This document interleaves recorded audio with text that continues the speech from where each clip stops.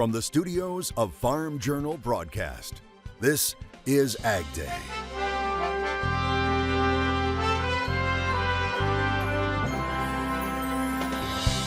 A family business that's all about feed.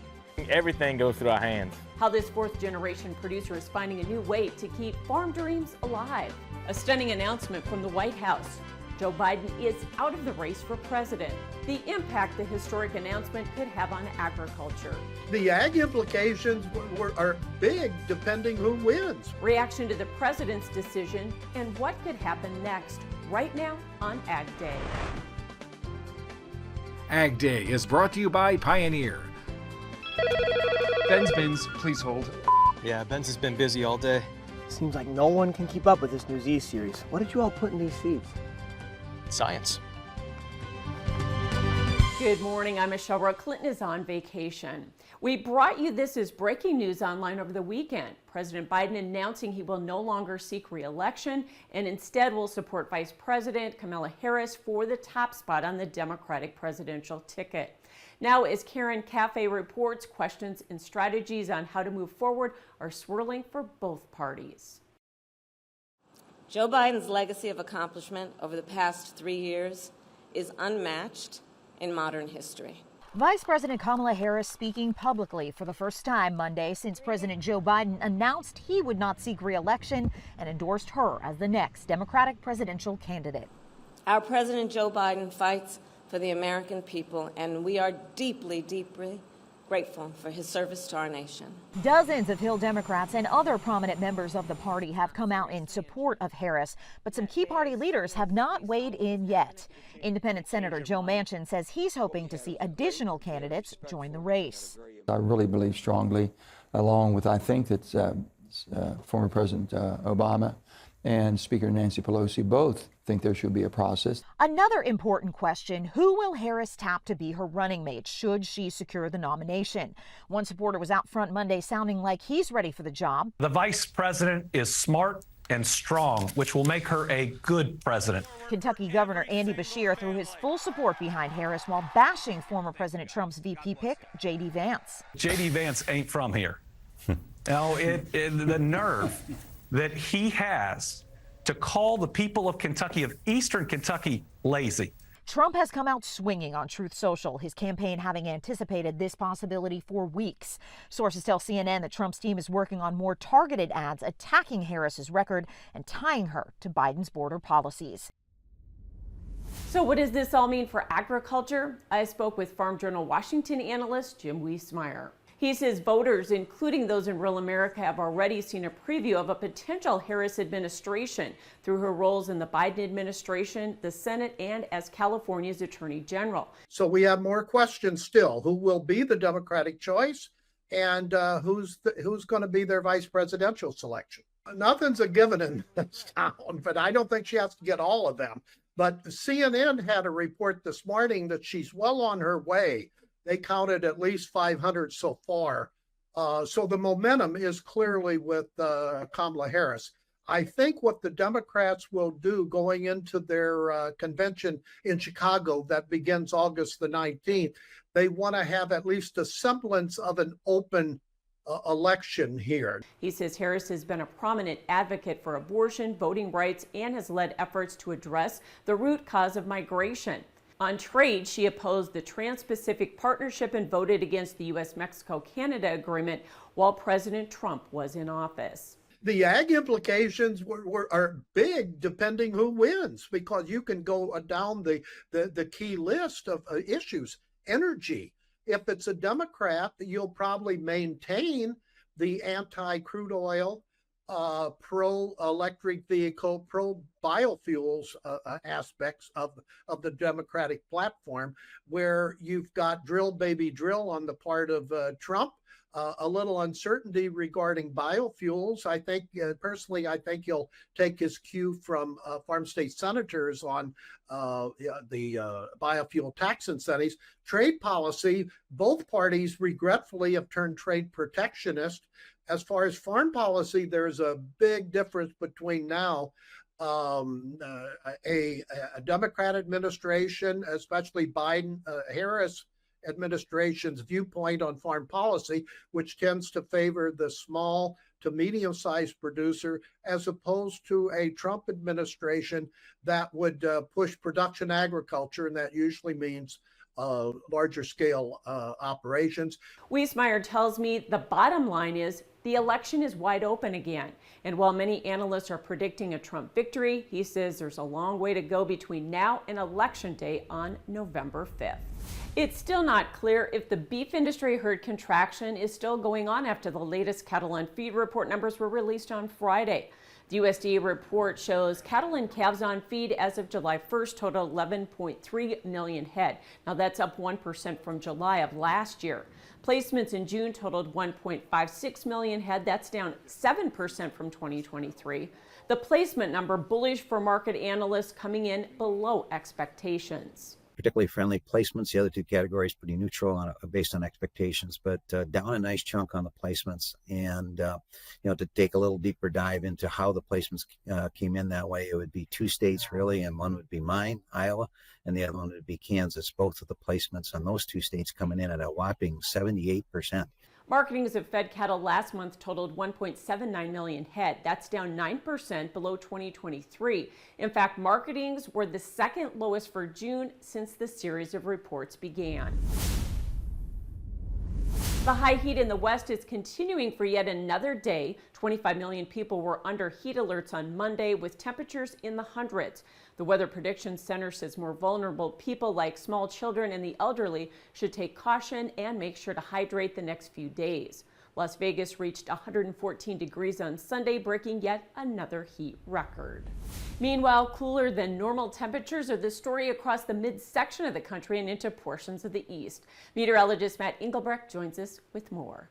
Here's a look at the forecast coming up for our Tuesday, Wednesday, and Thursday. Now, in terms of systems moving through, large systems, not seeing much of that. In fact, we're going to be kind of dominated by ridge of high pressure back out here towards the west. We'll get a weak clipper system back up into the Midwest that is going to bring some rain right along a kind of a shallow cold front. So again, this is Wednesday at 6 a.m. See that cloud cover the showers back into the Midwest, including parts of Iowa.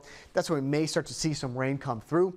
Otherwise, just like last week, that cold front is going to push down here to the south and then pull up stationary, which is where we see the best chance of rain going into Thursday and Friday. See how that rain just kind of stays there. Otherwise, this is Thursday at 8 a.m. That ridge of high pressure is going to continue to move to the east, which is going to cause some quiet weather, some hot weather to return going into the weekend for a large portion of the nation. Otherwise, a bit of a mess. So maybe talking flooding concerns back once again for the East Coast.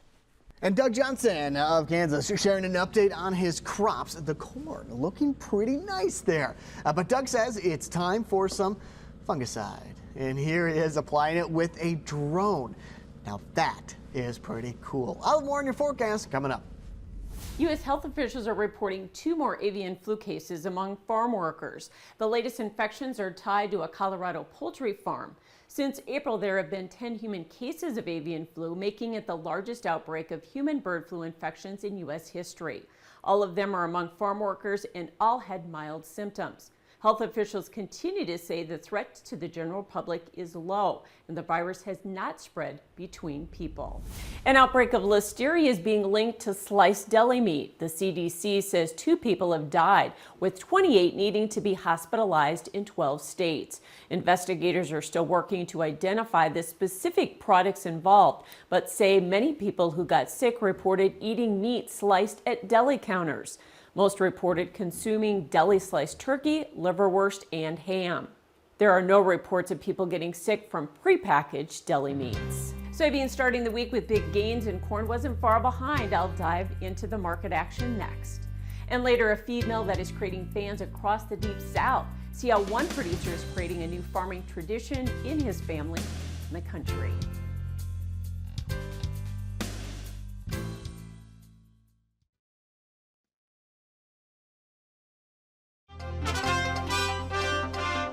Grain and livestock futures all trading higher on Monday. Mike Zuzolo with Global Commodity Analytics is back with analysis. And the grains, 33-cent gains in November beans, over 10 cents higher in December corn.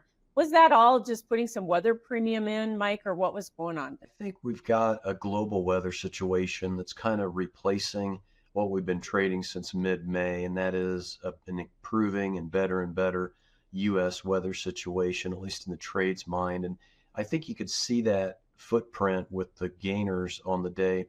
Canola in the ICE market up 4%, the number 2 leader to the upside. I think that was very noteworthy, as was spring wheat. And so I think you've got a situation the trade's starting to look at more. Ukraine and Europe when it comes to the corn and oil seeds, looking at Canada, southern Saskatchewan in particular, those areas with the canola side of the equation, Ukraine rapeseed areas. And so I think that's why the soybeans found such a boost today. And you notice the bear spread was very active with, as you say, the November up much more than the August. That new crop leading would suggest to me also that would be weather induced. We also had news out of China. They lowered short and long-term interest rates. Did that have any role? I don't think as much as I would have liked. I didn't see it in terms of the cosmetics of the copper market, Dr. Copper as they call it, which is very sensitive to China. I actually think that's one of the reasons why the soft red wheat couldn't follow the spring wheat up as much, or hard red couldn't do it either, even though spring wheat was up double digits. What about short covering from the funds, since they're near to record short in all of these grains? Did that play a part? I really think it had to have at this point, Michelle. We've been, as I said, down essentially since mid-May when we made major highs. Interesting to note, copper and wheat made highs within a week of one another in mid-May. This is one of those issues where I think we continued to pound this bearish supply and bearish demand drum, bearish U.S. supplies, bearish global and U.S. demand when it came to the strong dollar and the U.S.-China trade relationship. And I think that's the thing that maybe we're coming off of here because of this global supply situation. Thanks for joining us, Mike. Global Commodity Analytics. We'll have more Ag Day coming up. Watch Markets Now with Michelle Rook on the Farm Journal YouTube channel, keeping you updated throughout the day on the markets at the open, midday, and close. Find out what moved the markets today and what to expect the market to do next.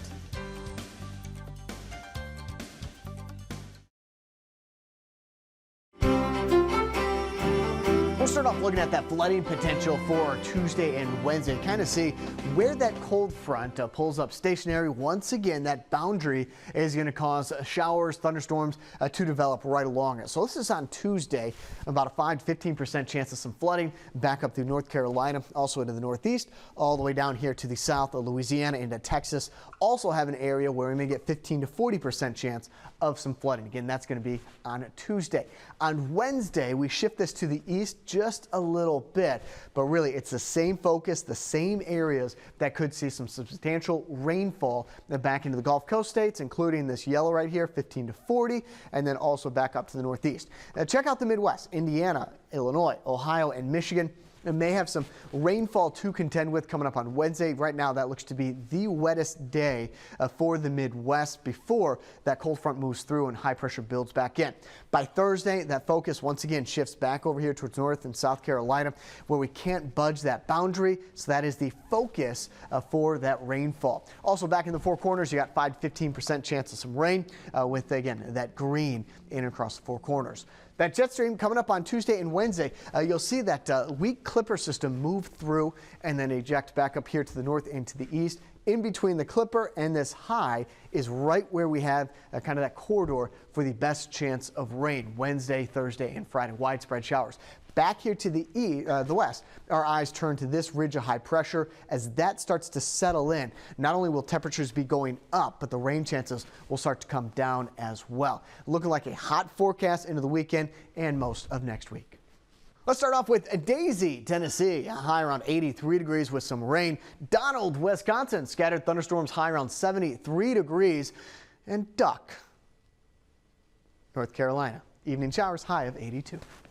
Not as many people are drinking milk these days, but one report says the dairy industry is still seeing growth. We'll tell you where next. And still ahead, how a young farmer has turned a neighbor's feed mill into something that's getting attention across Louisiana in the country.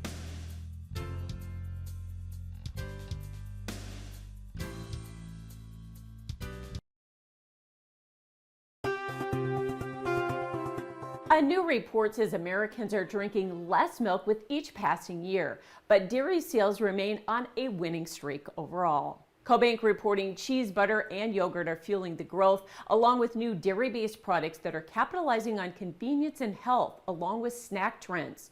It quotes information from market research firm Circana, which shows over the last 3 years, dairy retail sales have seen a growth rate of more than 15%, or over $10 billion. It says cheese continues to anchor the dairy category, with sales climbing every year.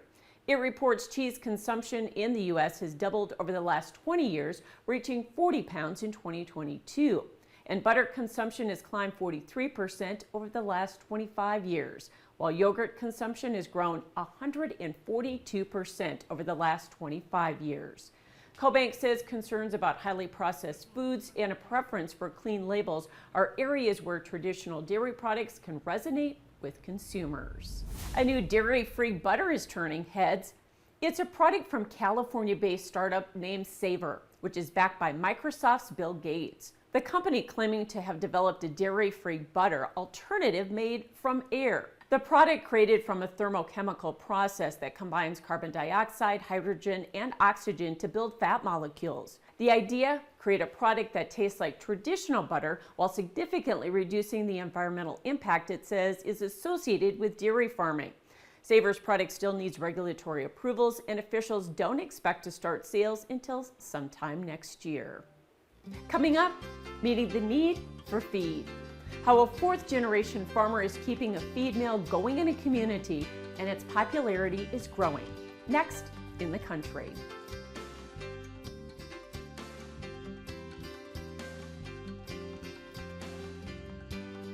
Introducing Grow Getters with Davis Michelson, a podcast that shines light on agriculture's most innovative side hustles. Find the latest episodes on Farm Journal's YouTube channel or wherever you get your podcasts.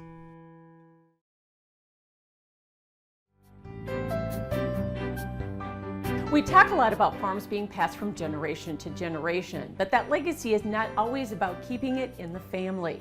As Josh Meeks of This Week in Louisiana Agriculture shows us, sometimes passing the torch goes beyond bloodlines.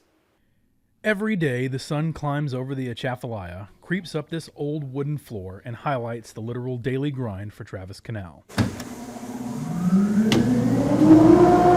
With the help of his wife and a pair of dedicated workers at the Covered Sea Feed Mill, he's turning corn into feed. Those are the original mixes they were put in here in 1960. The corn grinds down and mixes with cotton seed hull and mill and a little bit of molasses to make their specialty.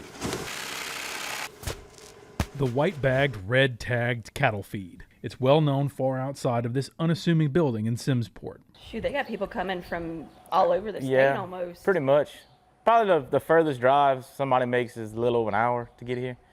But a lot of people from St. Landry and a lot of people from Point Capee. Canal is a fourth-generation farmer. His great-grandfather started growing vegetables, but the mill wasn't originally in the family. Mr. Peter Grimion, who lived across the street here, bought land and property here and then built this place. Started in 1959, and they finished building it in 1960, January of 1960. Then his sons took over. They ran it until 2017, and then they leased it out for a couple of years, and then we ended up purchasing it in August 1st, 2020. He says he's grown the mill in the 4 years he's owned it. Not an easy feat since he was just 28 when he took over. I was doing whatever it took to make a living, working turnarounds. I tried working for the railroad, and none of that worked out.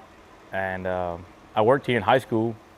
I grew up around the Grimions my whole life. I was here in high school and out of high school, and they offered it to me, and I saw it as an opportunity to stay home and work and be with my family. His wife Mallory knew she wanted to help out. At another job I was working Right.